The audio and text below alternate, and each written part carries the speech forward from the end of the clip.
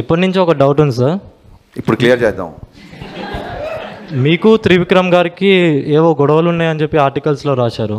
నాకు త్రివిక్రమ్ గారికి కూడా ఆర్టికల్స్ వచ్చినాయని చెప్పారు చాలామంది. ఓకే, అది నిజమేనా? మంచి క్వశ్చన్ వేసావు. నేను అసిస్టెంట్ డైరెక్టర్గా అవ్వకముందే త్రివిక్రమ్ గారు 2 సార్లు 3 సార్లు మొత్తం ఆయనకి 5-6 నంది అవార్డ్స్ వచ్చాయి ఓన్లీ ఫర్ డైలాగ్స్.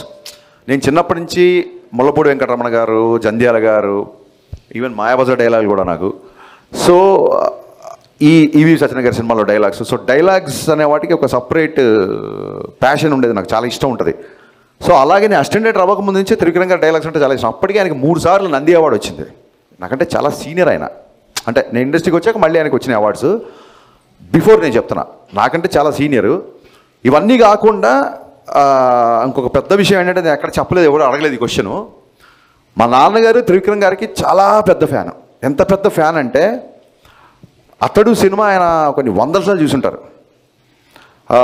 అంటే మా ఇంట్లో ఒక రకంగా త్రివిక్రమ్ గారే పెద్ద అబ్బాయి. చూడండి, అన్నయ్య బాగా చదువుతున్నాడు, నువ్వేంట్రా ఇలా అన్న టైప్లో మా నాన్న ఒక్కొక్కసారి నేను ఏమన్నా కొంచెం కమర్షియల్ పంచ్ డైలాగులు ఫైట్లు ఎక్కువ ఉంటే నా సినిమాలో, త్రివిక్రమ్ గారి సినిమా చూడరా అని చూపిస్తుంటారు. మా నాన్నగారికి త్రివిక్రమ్ అంటే అంత ఇష్టం. నాకు మా నాన్నగారి ఇష్టం నాకు ఏ రేంజ్లో నాకు కోపం తెప్పించిందంటే, ఇంక నేను కూడా లాభం లేదు, 10,000 భావంలో త్రివిక్రమ్ గారి ఫాదర్ దగ్గరికి వెళ్ళి ఆయనకి నా సినిమాలు అన్నీ చూపించి, సార్ మీరు నా ఫ్యాన్ అని చెప్పండి, త్రివిక్రమ్ గారు మా ఇంట్లో పెద్ద కొడుకు, నేను మీ ఇంట్లో చిన్న కొడుకు కావాలనుకుంటున్నా అని చెప్దాం అనుకున్నా.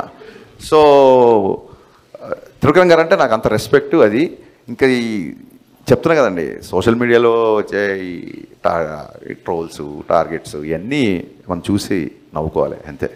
And no doubt Telugu cinema చరిత్రలో యాజ్ అ రైటర్గా త్రివిక్రమ్ గారు వేసిన ముద్ర శాశ్వతం, ఫర్ ఎవర్ ఉంటుంది ఆయన వేసిన ముద్ర. యా.